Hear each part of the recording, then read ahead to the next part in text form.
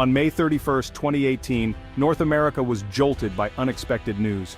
The White House imposed steep tariffs on steel and aluminum imports, including those from Canada. For decades, the U.S. and Canada thrived on free trade. Suddenly, that trust was shattered. In Hamilton, Ontario, steelworkers faced the grim reality that their jobs and families' futures were at risk. The tariffs weren't just numbers, they threatened real people whose livelihoods depended on cross-border trade. The sense of partnership with American counterparts was replaced by confusion and anger. Across the border in Ohio, a factory manager realized his costs would soar overnight. He worried about layoffs and the survival of his business. The very people the tariffs aimed to protect now faced new threats. From British Columbia's ports to the Midwest's factories, communities braced for impact. Families gathered at dinner tables, anxious about what the future held. Truck drivers and small business owners scrambled to understand the new rules and costs. The tariffs weren't just a political move, they were a personal crisis for millions. The long, peaceful economic relationship between the U.S. and Canada had entered a turbulent new chapter. The shockwave was immediate, and the sense of betrayal ran deep. The foundation of trust between neighbors was suddenly in question. The story was the same in countless communities: uncertainty, fear, and a sense of loss. The tariffs were a wake-up call that no one saw coming. The impact was felt not just in boardrooms but in living rooms and on factory floors. The economic partnership that had defined North America was now under threat. The question on everyone's mind: what happens next? The answer would reshape the continent. The Trump administration's policy was blunt: a 25% tariff on imported steel, 10% on aluminum. The stated reason? National security, arguing that foreign metals made the U.S. vulnerable. But including Canada, a NORAD partner and key supplier for U.S. defense, baffled experts. Canadian metals are essential for American military vehicles and aircraft. Prime Minister Trudeau called the move insulting, seeing it as a negotiating tactic, not a real security concern. The tariffs reflected an America First philosophy, challenging decades of free trade and favoring protectionism. The administration claimed past deals hurt U.S. jobs. Now, even close allies weren't exempt. For Canada, the impact was immediate. As the largest supplier of steel and aluminum to the U.S., thousands of jobs were suddenly at risk. The Canadian government had to respond, fast. The tariffs weren't just about trade, they were a direct challenge to Canada's economic sovereignty. The steel wall was now real, and Canada faced a stark choice: adapt or fight back. The new rules of global trade were being written in real time. The world was watching to see how Canada would respond. The stakes were high for both economies. The next moves would define the future of North American trade. The pressure was on. The U.S.-Canada relationship, once defined by trust and shared values, was suddenly strained. The national security justification for tariffs implied Canada was a threat, damaging the foundation of mutual respect. Canadian leaders felt blindsided, especially after months of NAFTA negotiations. Prime Minister Trudeau shifted from friendly overtures to a firm defense of Canadian interests. The tone between the two countries grew cautious and guarded. Tension trickled down to everyday life: social media debates, awkward conversations, and a growing sense of us versus them. Stereotypes resurfaced and goodwill eroded.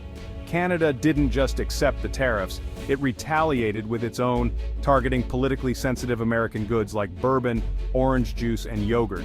The message was clear: Canada would not be pushed around. The trade war had begun, and the two neighbors were now locked in a tense economic standoff. The trust deficit was real, and it was growing. The economic dispute was now a cultural one, testing the resilience of the relationship. Both sides braced for a prolonged conflict. The era of easy cooperation was over. The world watched as two friends became rivals. The stakes were higher than ever. The outcome would shape the continent's future. The trust that took decades to build was unraveling fast.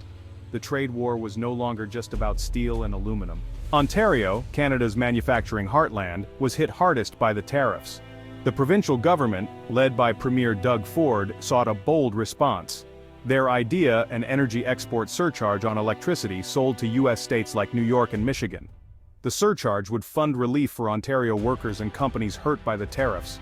It was a direct strategic countermeasure, leveraging Canada's strength in energy. The proposal was controversial, risking escalation and potentially harming Ontario's reputation as a reliable energy partner. Supporters saw it as economic self-defense, a way to show Canada had leverage too.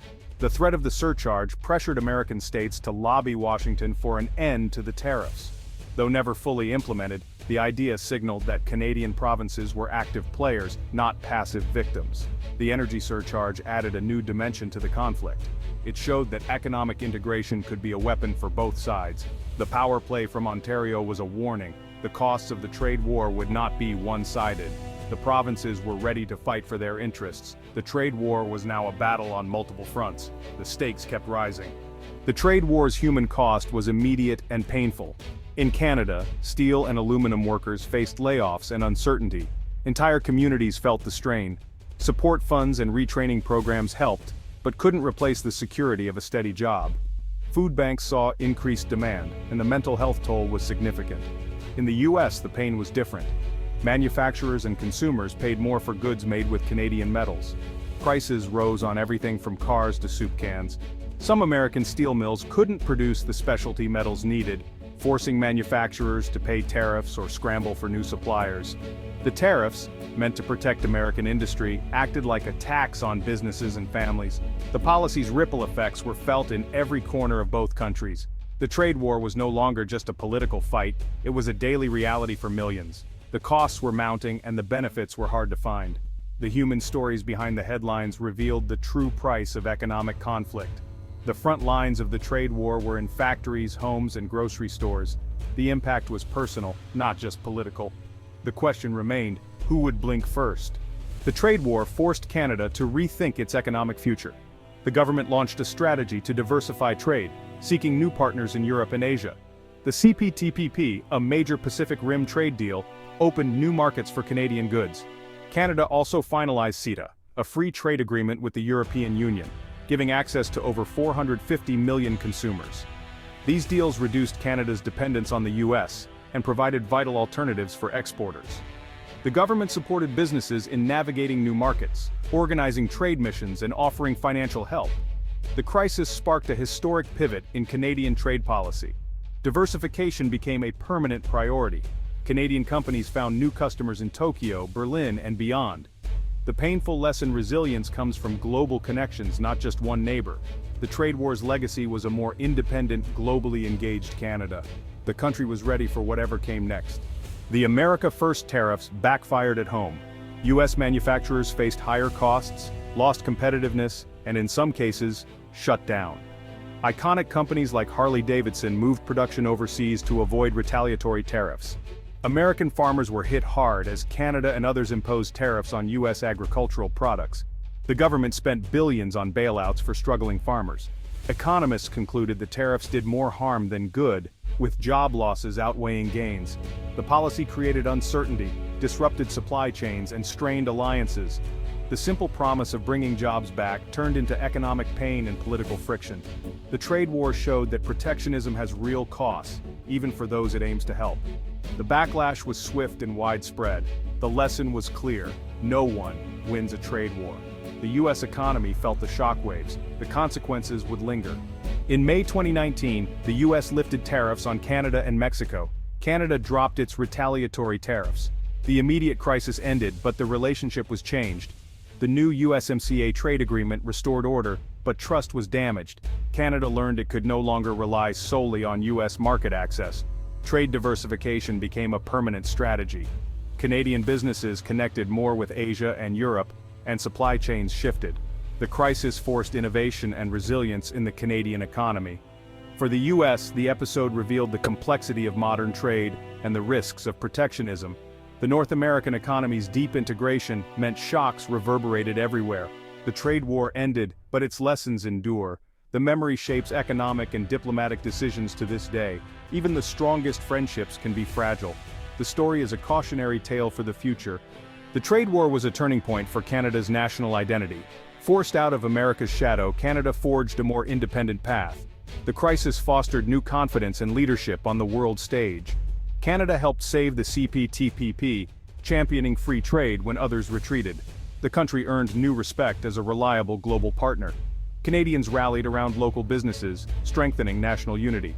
The experience redefined how Canadians saw themselves: resilient, assertive, and globally engaged. The economic relationship with the U.S. became more balanced and less assumed. Like steel forged in fire, Canada emerged stronger.